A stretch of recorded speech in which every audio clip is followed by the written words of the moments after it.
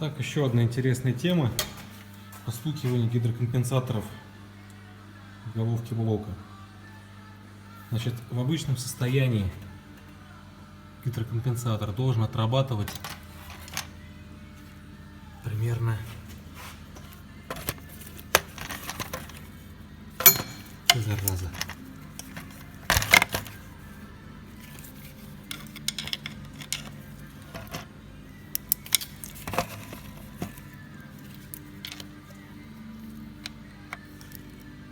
Вот так.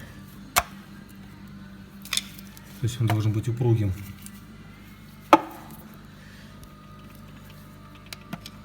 А вот такого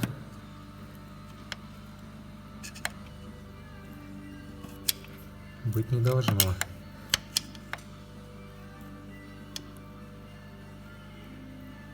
То есть они не должны проваливаться.